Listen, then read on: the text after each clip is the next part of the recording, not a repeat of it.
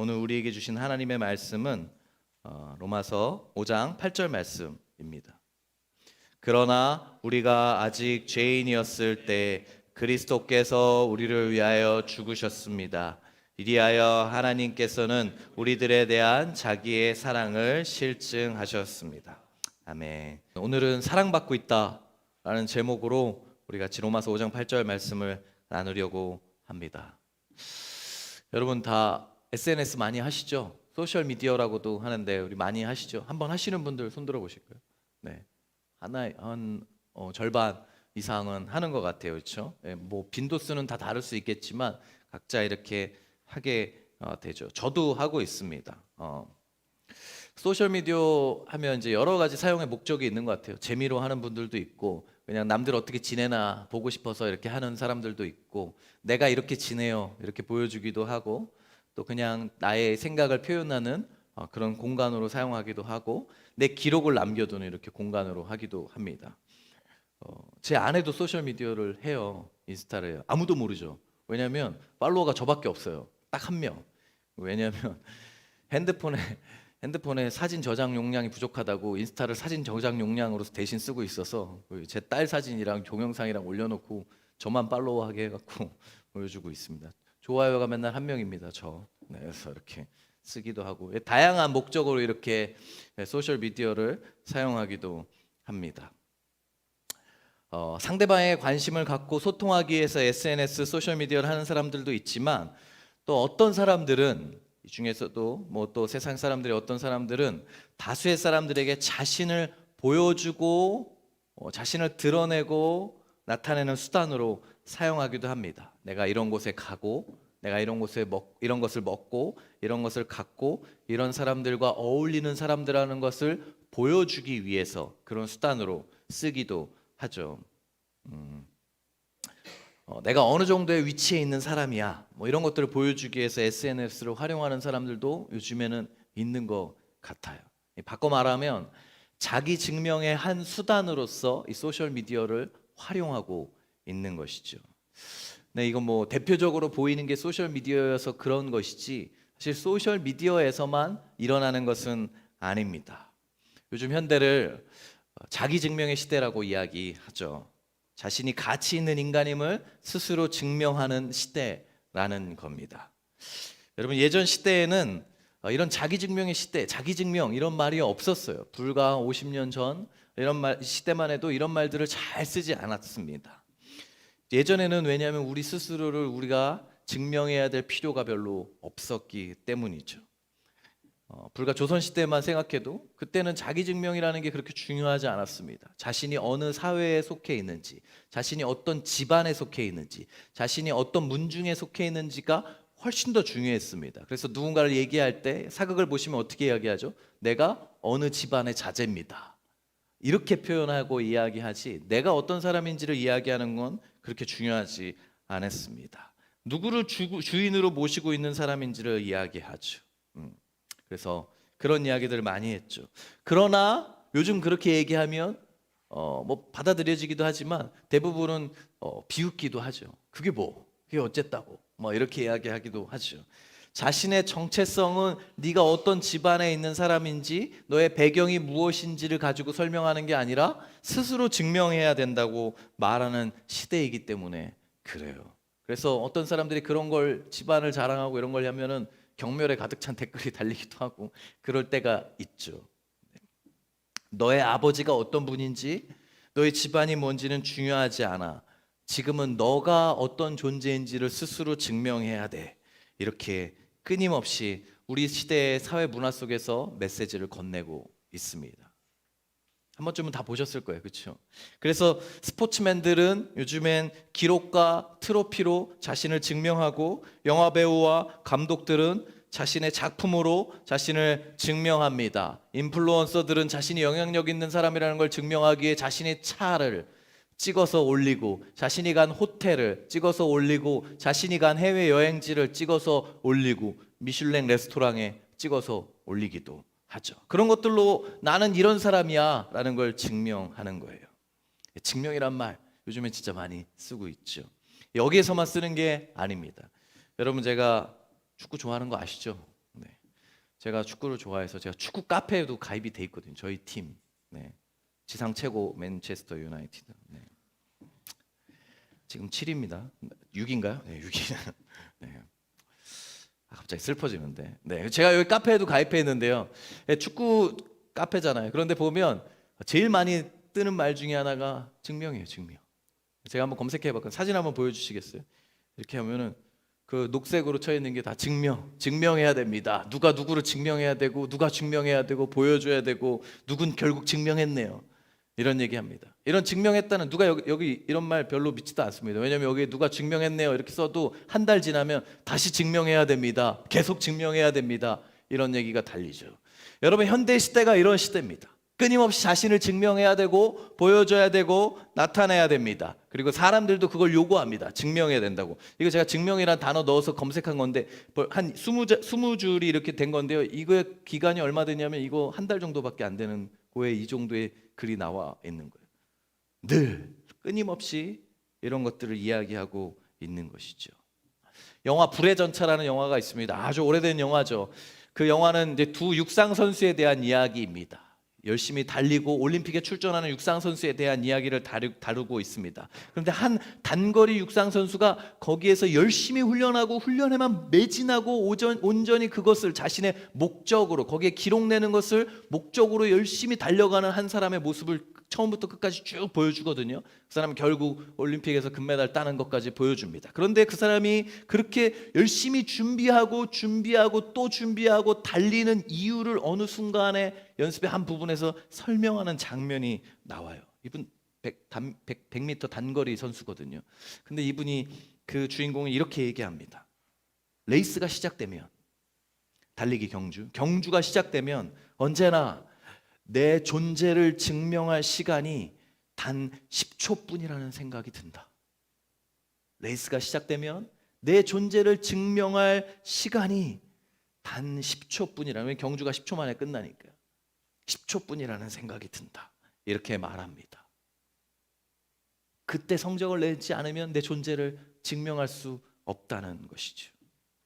이런 시대를 살아갑니다. 그래서 사람들은 이렇게 자기 증명을 이뤄낸 이들에게 열광하고 박수를 보내죠. 그리고 자기 증명의 시대를 찬양합니다. 그리고 이 시대가 너무 좋은 시대라고 얘기합니다. 우리는 집안에 상관없이 자기가 능력만 있으면 자기를 자유롭게 증명할 수 있게 됐고 드러낼 수 있는 시대가 되었다고, 우리는 모두 이 수혜를 입고 있다고, 너무 좋은 시대가 열렸다고 이야기합니다. 그런데 정말 그럴까요? 물론 이러한 자기 증명의 세상은 우리에게 어느 정도 유익을 주기도 합니다.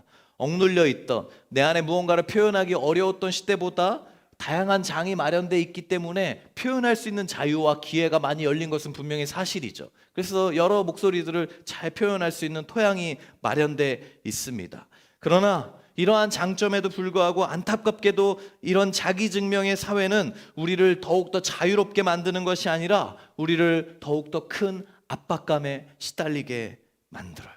압박감 속에서 살게 돼요. 왜냐하면 여러분, 너 스스로를 증명할 수 있는 시대야 라는 말은 바꿔 얘기하면 오직 너 스스로만 너를 증명해야 돼, 너만이 너를 증명할 수 있기 때문에 네가 나타내야 돼 라는 자기 증명의 책임이 본인에게 전가되는 시대에 살고 있기 때문에 그러는 거예요. 네가 증명하지 않으면 누구도 너를 증명해 줄 수 없어, 너의 존재 가치를 나타내 줄 수 없어 라는 말을 하고 있는 것이죠. 예전에 어딘가에 소속되어 있는 것이 정체성을 드러냈던 사회에서는요, 그 사람이 조금 못나고 조금 능력이 없어도 괜찮았어요. 내가 어느 집안에 있다는 것이 나의 정체성의 큰 부분을 차지했기 때문에, 나의 가치, 존재 가치의 큰 부분을 차지했기 때문에 그게 조금 부족해도, 내 능력이 좀 부족해도 살아가는데 큰 어려움이 없었죠. 그러나 이제는 그렇지 않아요. 집단이 정체성을 설명하지 않아요. 내 소속이 정체성을 다 말하지 않습니다. 나를 증명하지 않는 것이죠. 내가 가치 있고 쓸모 있는 존재라는 것을 스스로가 증명해내야 되는 책임을 지게 된 것이죠. 내가 뭘 이루는가에 따라서 나는 가치 있는 사람이 될 수도 있고 사랑받을 자격이 될 수도 있는 것이죠. 그래서 명문대를 나왔더라도, 인류대를 나왔다 할지라도, 네가 지금 어떤 직장에 다니고 있어? 뭘 하고 있어? 어떤 논문을 갖고 있어? 어떤 성과를 보여주고 있느냐에 따라 매 순간, 매년 평가를 받게 되는 것이죠. 여러분, 이게 세상의 평가 법칙이에요. 세상은 자신을 증명한 사람들에게 박수를 보냅니다. 증명한 사람들의 편이에요. 증명한 사람들을 사랑합니다. 그런데 여러분, 이런 세상의 법칙을 그대로 따라 살아간다면 어떠한 일이 벌어집니까? 방금 이야기한 것처럼 매 순간 늘 성과와 성취를 보여줘야 돼요. 아까 여기 보니까 누구는 결국 증명해냈네요. 카톡에 이렇게 저기 그 카페 글에 써 있잖아요. 누구는 그렇게 증명했네요. 그 사람 1년 내내 욕먹었던 사람이거든요. 선수. 그리고 이렇게 써 있었잖아요. 그리고 이제 2개월 못하면 또 얘기해 나오거든요. 증명해야죠. 다시 증명해야죠. 매 순간 증명해야죠. 사람들은 늘 그렇게 요구합니다. 왜냐하면 그럴 때만 사랑받을 수 있기 때문에. 그럴 때만 사랑받을 수 있어요. 세상 사람들은 그럴 때만 사랑합니다. 여러분, 20년 전에 1,000만 관객의 배우였던 거 그렇다고 해서 지금도 사랑하나요? 그렇지 않아요. 계속적으로 성과를 내지 않으면 잊혀집니다. 관심 받게 돼요. 성과와 성취가 있을 때 사람들은 나에게 박수를 쳐주고 자리를 내어주지만 그것이 사라지면 모든 사랑을 걷어가 버립니다. 우리 현석 형제도 논문 이야기하다가 얘기하는데 그런 얘기 하더라고요. 논문도 박사들도 논문이 아무리 좋은 논문이 나왔다 할지라도 논문이 매년 지속적으로 그 결과물들이 계속 나와야 되지 안 그러면 한번 끊어지면 그 전의 것들을 인정해 주지 않는데요. 지속적으로 계속적으로 보여주고 성과를 나타내고 어떻게 진행되고 있는지를 보여줘야 된다고 얘기하고 있는 것이죠. 늘 그래요. 많은 것들이 그렇습니다. 사람들은 성과가 있을 땐 박수치지만 자리를 내어주지만 그게 사라지면 모든 사랑을 걷어가 버리죠.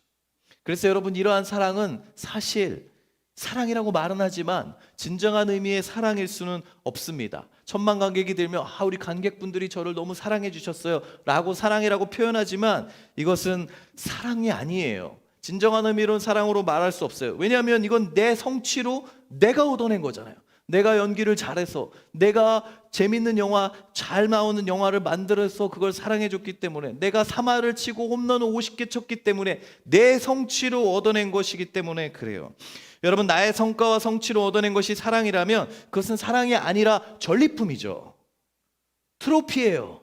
내가 내 노력으로 만들어낸 결과들이기 때문에 트로피입니다. 그 트로피를 사랑으로 착각하는 것이죠.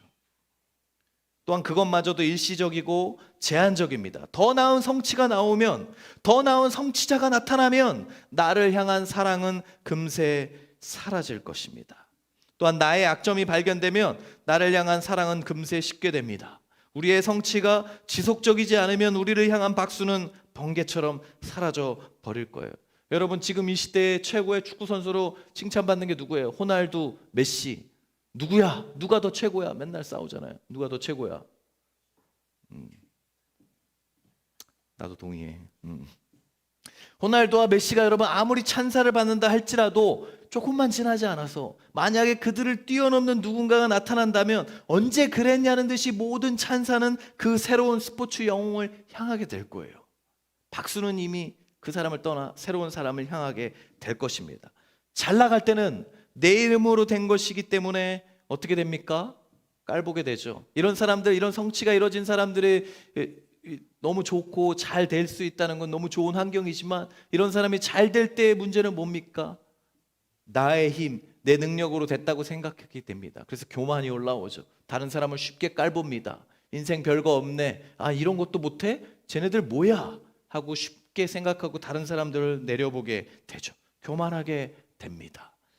잘 나갈 때는 오히려 교만하게 됩니다. 또 반대로 원하는 성취나 증명을 이루지 못할 때는 어떻게 됩니까? 그게 나에게 달려있는 거니까.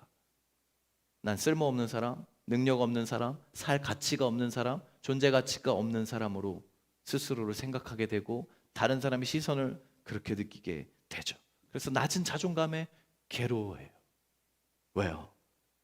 나는 그런 존재를 증명할 능력이 없으니까. 여러분, 이게 이 시대의 메시지예요. 이 시대의 메시지를 따라서 그것에 의지하면서 살게 되면 잘 되든 못 되든 우리를 건강한 모습으로 살지 못하게 하고 늘 압박감에 살아가게 됩니다. 잘 되게 되면 교만하게 되고 다른 사람들을 깔보게 되고 나 잘난 맛에 살게 되고 스스로를 갉아먹게 되고, 못 되게 되면 낮은 자존감으로 인해 괴로워하고 스스로를 늘 존재가치 없는 사람으로 생각하게 됩니다.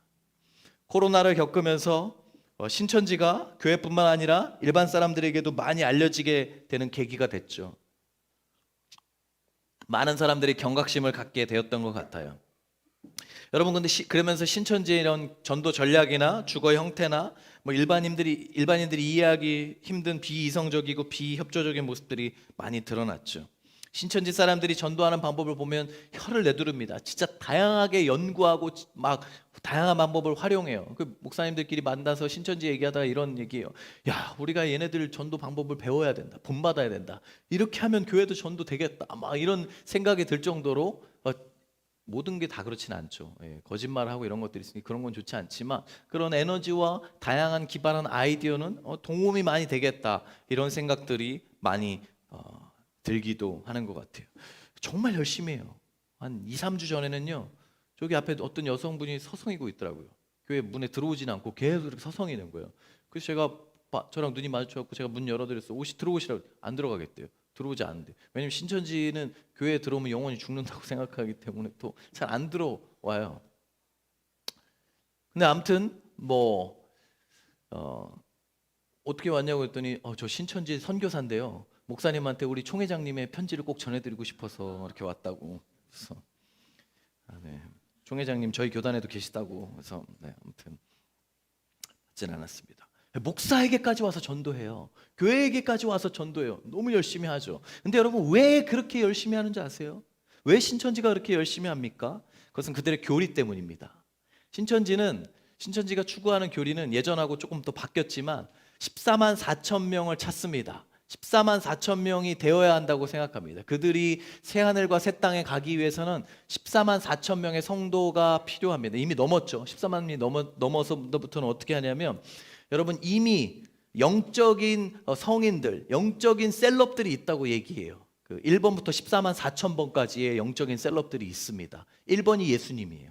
그리고 그래서 14만 4천 번까지 쭉 있어요. 그리고 우리가 이 땅에서 열심히 전도하고 영혼의 마일리지를 잘 쌓으면, 신앙의 마일리지를 잘 쌓으면, 그래서 14만 4천 등 안에 들면 우리가 그 사람들과 1대1로 합의를 하게 되는 거예요. 영혼의 매칭이 일어나는 거예요. 사랑의 짝대기가 일어나고 영혼의 순번대로 하는 거예요. 근데 그 1번인 예수님과 합의를 된 분이 누구냐? 그 위대하신 총회장님 이만희 총회장님이 1번으로 예수님이, 거기는 이미 합의가 끝난 거고, 2번부터 14만 4천 번까지 이제 하기 위해서 그 사람들이 그거 하기 위해서 열심히 14만 4천 등 안에 들려고 열심히 전도하는 거예요. 왜냐하면 전도하면 1점, 누구 전도하면 2점, 이런 포인트가 있어요. 그거 하는 거야. 그래서 만약에 얘가 둘이 아는 애가 얘를 전도했는데 둘이 아는 애야. 그럼 점수 반 나눠줘. 서로 0.5점, 0.5점씩 나눠. 싸우니까. 그렇게 해가지고 해주면서 점수 쌓아서 14만 4천 등 안에 들려고 그렇게 열심히 하는 거예요. 그러니까 열심히 할 수밖에 없죠. 무한 경쟁하는 거예요. 이거 뭐예요? 인간 피라미드 하는 거예요. 결국 그들이 구원받는 건 뭡니까? 나의 노력, 나의 능력, 내가 14만 4천 등 안에 들 수 있다는, 내가 그를 들만한 사람이라는 내 존재를 증명하기 위해 열심을 했을 때 내가 천국에 갈 수 있고 합의를 할 수 있고 새하늘과 새 땅에 갈 수 있다는 교리를 갖고 있는 것이죠. 결국 신천지는 자신의 힘으로 구원을 얻어내는 종교인 거예요. 그러니까 매력 있죠. 내가 열심히만 하면, 내가 최선을 다하기만 하면 난 구원받을 수 있어. 14만 등이 뭐야? 난 500등 안에 들 거야. 내가 넘버 2가 될 거야. 그렇게 달려가는 거예요. 열심히 뛰고 있는 것이죠. 그렇게 하기 위해서 그들은 거짓말도 서슴지 않아요. 오히려 그것을 모략이라고 해서 권장하기까지 합니다. 교회를 속이는 건 모략이야. 열심히 해. 지혜로운 거야. 하면서 하죠. 그래서 가족들에게 거짓말하고 직장이나 주변에도 거짓말을 합니다. 명단을 그때 잘 공개하지 않았던 이유도 각각의 교회에 막 숨어 들어가 있으니까 그거 들통날까 봐, 각 지역사회에 들어가 있으니까 들통날까 봐 하지 않았던 것이죠. 신천지뿐만 아니라 여러분, 세상의 다른 모든 종교들이 다 이런 방식으로 움직입니다. 세상의 모든 도덕적 종교들은 그들의 신에게 구원을 받거나 신을 만족시키기 위해서는 우리의 행위와 우리의 공로가 필요합니다. 신의 사랑과 구원을 받을 만한 사람인지를 나의 행위로 증명해내야 되는 거예요. 결국 나의 행동과 나의 능력이 내 구원을 결정하는 것이죠. 궁극적인 구원자는 신이 아니라 그럼 누구예요? 나 자신인 거예요. 내가 어떻게 하느냐에 따라 내가 구원받는 것이니까요. 그게 세상이 말하고 세상의 종교들이 이야기하는 메시지입니다. 좋으신가요, 여러분?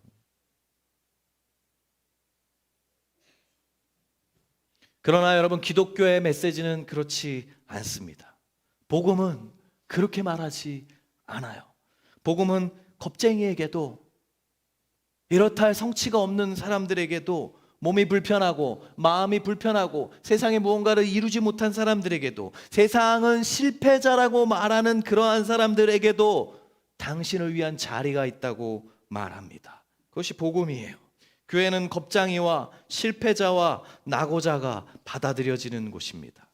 여러분, 오늘 말씀을 보면 바울은 세상의 방식과는 전혀 다른 이야기를 합니다. 그러나 우리가 아직 죄인이었을 때 그리스도께서 우리를 위하여 죽으셨습니다. 이리하여 하나님께서 우리들에 대한 자기의 사랑을 실증하셨습니다.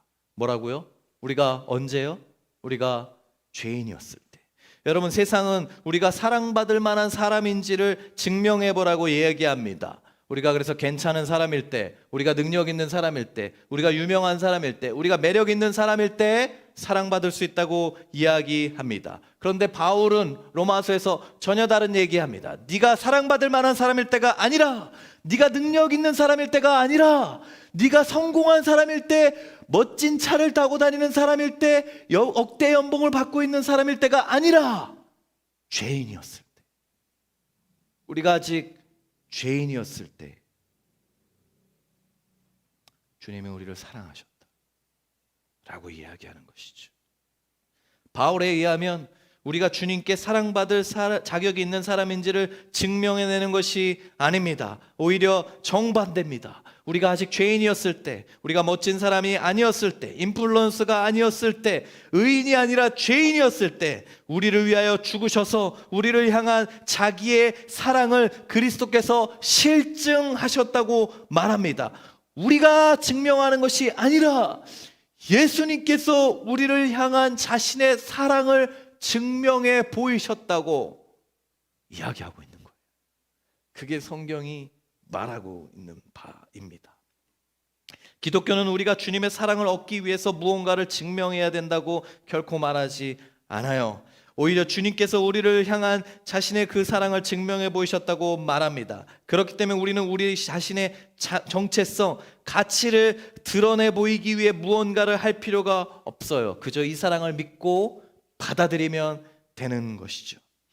여러분, 오히려 우리가 이 세상을 살아가면서 기억해야 될 사실이 있습니다. 그것은 주님이 우리를 사랑하신다는 거예요.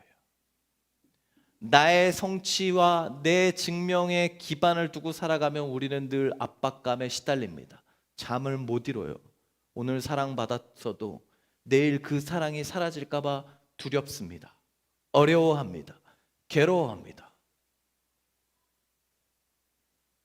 지금 내가 무언가를 하고 있어도 일주일 뒤면, 내일이면 그 사랑이 사라지진 않을까, 내 영향력이 사라지진 않을까 두려워합니다. 그래서 늘 불안하죠. 힘들어합니다. 여러분, 연예인들이 왜 그렇게 우울증에 시달리고 공황장애에 시달리고 수면제를 먹고 상담을 받는 걸까요? 너무 당연하잖아요. 사랑받아야 된다고 생각하니까. 언제 이 사랑이 사라질지 모르니까 늘 불안하다고 이야기하잖아요. 세상의 메시지에 귀 기울이고 이 메시지를 기반으로 우리가 살아간다면 우리도 그럴 수밖에 없습니다. 그러나 예수님이 우리에게 주시는 말씀에 귀 기울인다면, 복음이 우리의 중심이 되고 우리가 그 말씀을 바탕으로 살아가게 된다면 어떻게 될까요? 주님이 우리에게 말씀하시는 게 뭡니까? 그것은 우리의 어떠함에 불과하고 우리가 계속 사랑받고 있다는 것이죠. 나의 어떠함 때문이 아니라, 내가 무엇을 했기 때문이 아니라, 그것과 상관없이 주님은 나를 그저 사랑하신다. 그게 주님이 우리에게 늘 말씀하시는 겁니다. 제가 이현이가 태어나고 나서 될 수 있으면 생각나는 대로 매일 최대한 매일이라도 해주려고 하는 말이 있습니다. 이현아, 너는 사랑받기 위해 태어난 사람이야. 너는 네가 뭘 하더라도 넌 사랑받고 있어. 예수님이 널 정말 사랑하셔. 그러면 얘기하면은 고마워 그래 막 이랬었어요. 근데 어느 순간 한 3살 4살쯤 됐을 때 얘가 놀라운 대답을 하더라고요. 이현아, 너 사랑받고 있어 했는데, 그때 이현이가 한 4살쯤 됐는데 처음으로 그런 대답을 했어요. 알아. 나 알아. 제가 이현이의 그 말을 듣는데 얼마나 제가 감격이 됐는지 몰라요. 아이의 자존감 안에 예수님의 사랑이 조금씩 입혀지고 있구나.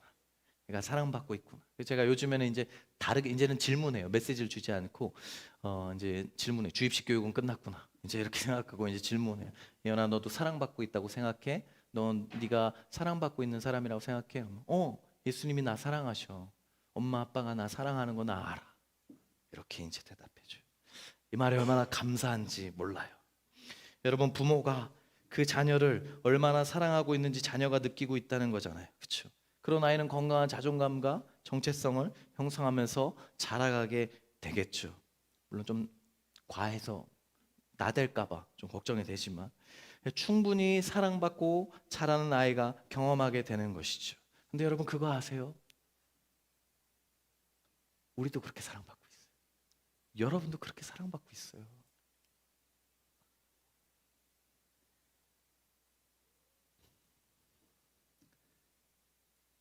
사실 여러분이 잠들 때마다, 잠들어 있을 때마다, 아침에 깰 때마다 매일 주님이 여러분의 귀에 속삭이고 계신다는 거 아세요?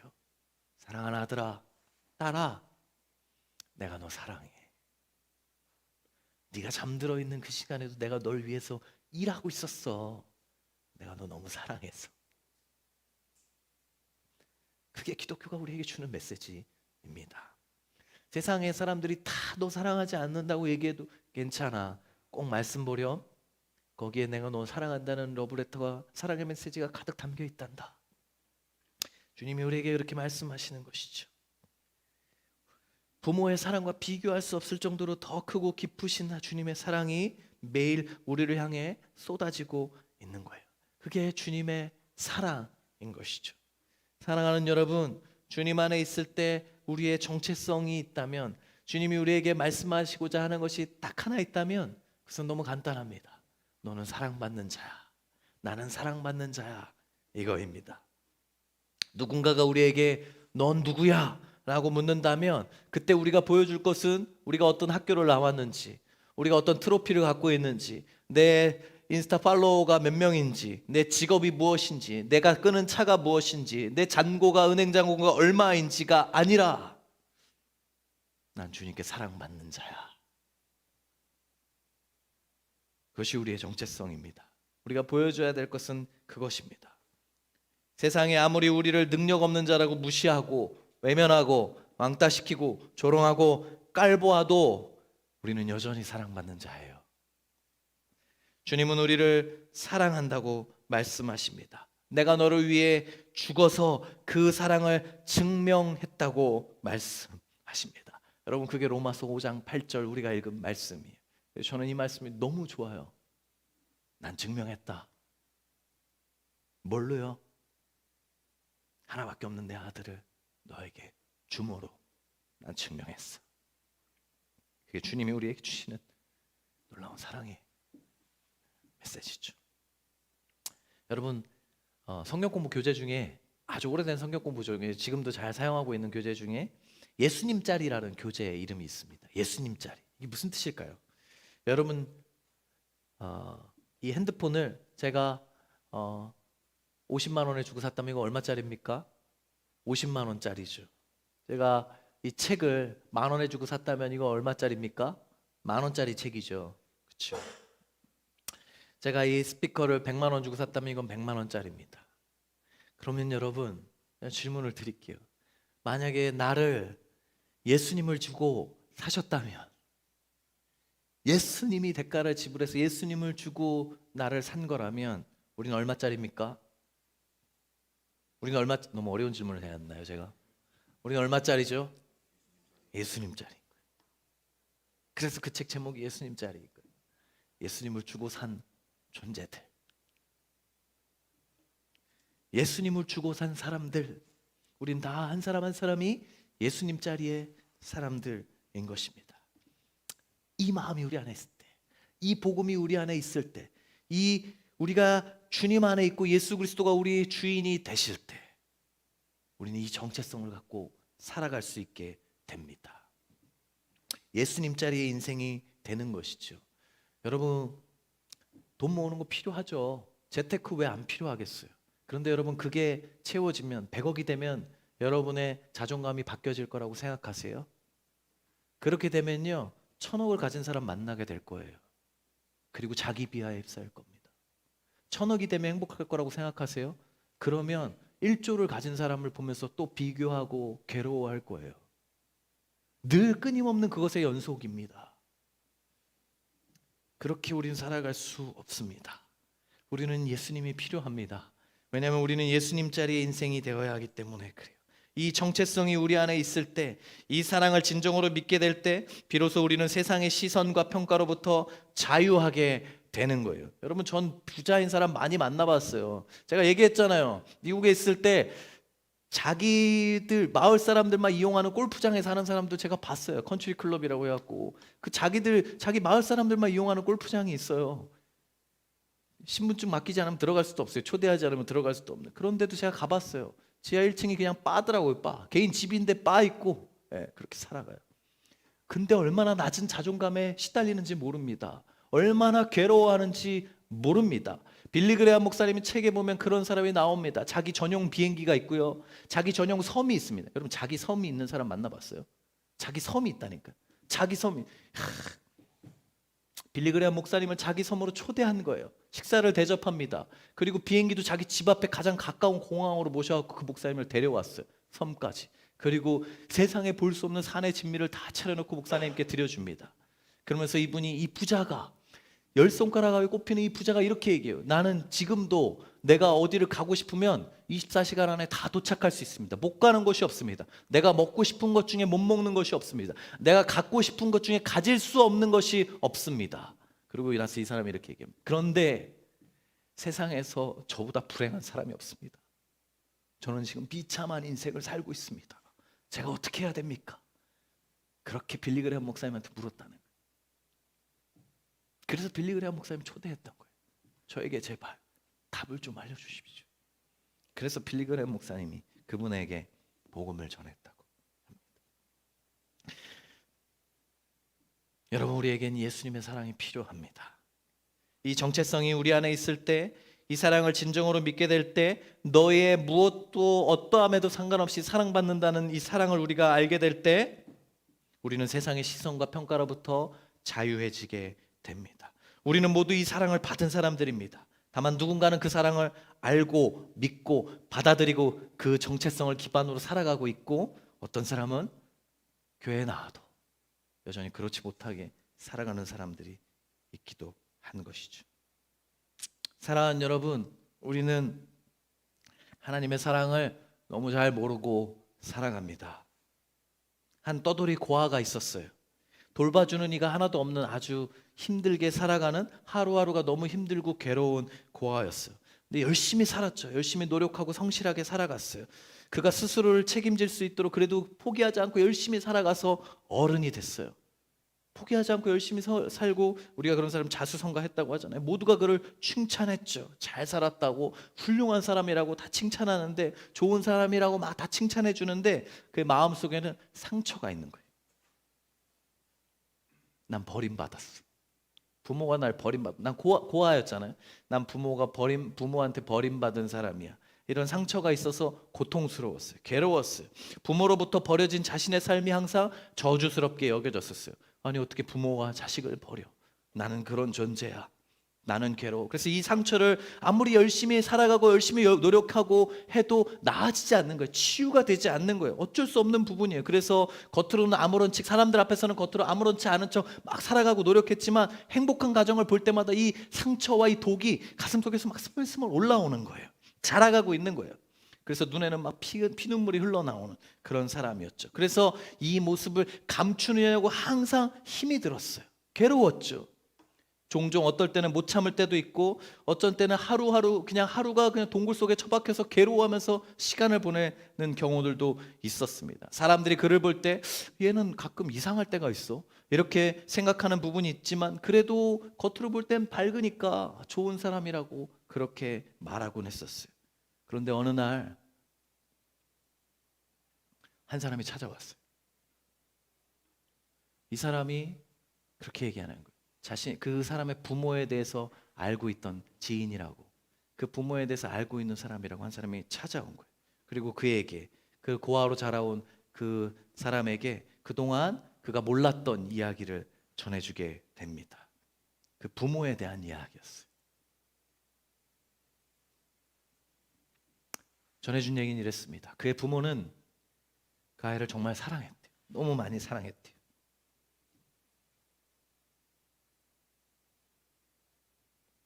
근데 어느 날 길을 가는 도중에, 부모와 아이가 길을 가는 도중에 아이가 어릴 때 사나운 짐승과 마주치게 되었습니다. 부모는 그 아이를 위험으로부터 가능한 한 멀리 옮기기 위해서, 그를 살리기 위해서 맹수의 줄임배를 채우기 위해서 아이가 도망갈 시간을 벌기, 한 명이 도망갈 시간을 벌기 위해 한 명 한 명씩 순서대로 자신을 맹수의 줄임배를 채우도록 내주었던 것이,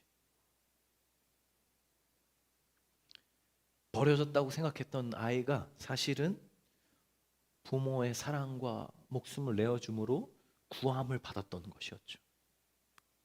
그리고 부모를 알고 있다는 그 사람이 찾아와서 이 이야기를 들려줌으로 말미암아 처음으로 이 사실을 알게 됐어요. 상황은 달라진 게 없어요. 여전히 부모는 없고 여전히 혼자 살아가고 있고 겉으로 모습은 그대로였죠. 그런데 한 가지가 달라졌어요. 그를 버렸다고 생각했던 부모가 사실은 자신을 버려서 그를 살렸다는 것을 이 청년이, 이제 어른이 된 이 아이가 알게 된 것이죠. 어떻게 달라졌을까요? 겉은 전혀 달라지지 않았지만 이 이야기를 듣고 난 후에 그는 자신의 삶에 대한 생각이 완전히 달라지게 됐어요. 내 삶은 저주받은 삶이 아니다. 내 삶은 잘못된 삶이 아니라 내 삶은 내 사랑하는 부모님의 목숨이 더해진 구함받은 소중한 삶이다. 내 삶은 함부로 살 수 없는 누군가의 목숨이 들어간 삶이다 라는 것을 깨닫게 된 것이죠. 이후로 이 어른이 된 아이는 행복한 가정을 보면 자신의 삶에 감사하게 되었대요. 기쁨과 감동의 눈물을 흘리게 되었답니다. 나도 이런 가정이었어. 나도 이런 가정에서 자랐던 거구나. 그리고 스스로 저러한 행복한 가정에 대한 희망을 품을 수 있게 되었고 그의 상처는 낫게 되었고 더 성숙하게 자랄 수 있게 된 것이죠. 여러분, 우리를 향한 하나님의 사랑이 이와 같습니다. 이것이 예수님이 십자가에 위해서 우리를 위해서 하신 일입니다. 어쩌면 우리는 이 이야기의 주인공과 같은 삶을 살았는지도 모릅니다. 사랑하는 여러분, 세상의 작동 방식이 있어요. 끊임없이 우리에게 존재 증명을 요구하는 작동 방식이 있고 그 맞은편에는 복음의 작동 방식이 있습니다. 너의 그냥 존재 자체로 내가 널 사랑한단다 말씀하시는 복음의 작동 방식이 있습니다. 여러분은 어느 쪽에 머물고 싶으세요? 여러분의 삶을 움직이는 힘이 어느 쪽이길 원하세요? 일상을 살아가다 보면 우리가 누구인지 어떤 존재인지를 잊고 살 때가 많습니다. 왜냐하면 우리는 세상 속에 끊임없이 이 메시지가 세상의 메시지가 들려오는 환경 가운데 살고 있으니까요. 세상의 평가 시스템이 우리를 평가하고 판단하고 있으니까요. 회사 가면 넌 복음이야, 넌 존재 자체로 사랑받고 있으니까 아무것도 안 해도 돼, 월급 줄게, 이렇게 얘기하지 않잖아요. 안타깝게도 사랑받을 만한 가치가 있는 사람인지 증명하라고 요구하죠. 하지만 여러분, 매일 매 순간 매 환경에서 그것이 들려온다 할지라도 그것에 흔들리지 마세요. 내가 비록 직장에서 돋보이는 존재가 아니라 할지라도, 어쩌면 회사가 요구하는 수준을 감당하는 것을 버거워하고 있다 할지라도 우리는 가치없는 존재가 아닙니다. 우리는 사랑받을 자격 없는 존재가 아니에요. 여러분은 세상이 감히 평가할 수 없는 예수님 자리의 존재들입니다. 이것이 모든 그리스도인들의 정체성입니다. 이것이 우리를 향한 하나님의 크고도 크신 사랑입니다. 우리가 그리스도를 알아간다는 것은 우리를 향한 예수 그리스도의 이 큰 사랑을 더욱더 많이 알아간다는 것을 말합니다. 그래서 이 사랑을 알면 알수록 더 굳건한 자존감과 정체성 위에 우리 자신을 세우게 됩니다. 예배에 나오라는 것, 말씀을 읽으라는 것, 기도의 자리에 가자고 얘기하는 것은 여러분, 제가 그렇게 하는 건 여러분들을 어떻게 하면 더 괴롭힐 수 있을까 이야기하는 것이 아니라 그 시간들을 통해 우리에게 끊임없이 이 사랑의 메시지를 말씀하시는 주님의 음성을 듣는 자리로 가라고 제가 초청하는 거예요. 왜냐하면 세상의 메시지는 너무 자주 듣는데 우리가 주님의 이 음성을 듣는 기회는 너무 적으니까 많이 들으라고, 스스로에게 계속적으로 이야기를 들려주라고 얘기하는 것이죠. 세상의 모든 도덕적 종교들은 내가 무언가를 했기 때문에 신이 나를 받아줍니다. 하지만 기독교는 순서가 바뀌었다고 말합니다. 주님이 우리를 먼저 사랑하세요. 먼저 받아주세요. 하나님이 나를 예수 그리스도 안에서 무조건적으로 받아주세요. 그리고 나서 그 사랑 때문에 나는 선하게 도덕적으로 살아갑니다. 기독교의 동기는 두려움이 아니라 감사와 기쁨이에요. 우리가 살아가는 목적은 십자가에서 친히 값을 다 헤아릴 수 없는 대가를 치러 우리를 사랑하신 것에 감격하여 그 사랑에 어찌할 바를 몰라 그분을 기쁘시게 하고 닮아가기 위해서입니다. 설교를 준비하면서 마음이 많이 아팠어요. 이 시대를 보면 마음이 많이 아픕니다. 저는. 왜냐하면 SNS를 보면 저는 좋은 사진들, 좋은 차를 타고 있는 사람들, 이런 것들을 보고 있으면 마치 그게 저는 이렇게 보여요. 나 좀 더 사랑해줘. 나의 관심을 좀 더 기울여줘. 나 사랑이 필요해. 라고 외치고 있는 외침처럼 보일 때가 있어요. 낮은 자존감에 힘들어하고 사랑에 목말라하고 그러면서 여전히 소셜미디어를 들락날락하고 사랑받기 위해 몸부림을 치죠. 사랑하는 여러분, 제가 꼭 진심으로 부탁드리는 게 있어요. 아침에 일어나면 여러분 스스로에게 가장 먼저 이 말을 꼭 해주세요. 나는 사랑받는 자야. 옆에 있는 사람 말고 옆에 있는 사람에게도 해주면 너무 좋지만 옆에 있는 사람에게 해주기 전에 여러분 가장 먼저 이 이야기를 들어야 될 사람은 나 자신입니다. 나는 사랑받는 자야. 나는 지금도 사랑받고 있어. 잠자리에 누워서 잠들기 전에도 꼭 이 말을 기억하세요. 나는 사랑받는 자야. 나를 위해 예수님이 죽으셨어. 꼭 거울을 보면서 스스로에게 이 말을 해주세요. 이 너무나도 귀한 그리스도 안에서의 정체성이, 이 복음이 저와 여러분들을 가득 채우시길 소망합니다. 그래서 세상의 평가에 휘둘리지 않고 평안과 자유함으로 살아가는 저와 여러분 되시길 예수님의 이름으로 축복합니다. 옆에 있는 사람한테 한번 이렇게 얘기해 주세요. 그거 알아? 예수님이 날 사랑하셔. 이렇게 얘기해 주세요. 네. 예, 널 사랑하셔 말고 날 사랑하셔. 한번 얘기해 주세요. 자, 예수님이 날 사랑하셔. 네. 그리고 말해 주세요. 예수님이 너도 사랑하셔. 네. 부끄러워하지 말고 여러분 매일 이야기를 스스로에게 얘기해 주는 우리가 되었으면 좋겠습니다. 아멘이시죠? 아멘. 두 배 더 크게 아멘이시죠? 아멘.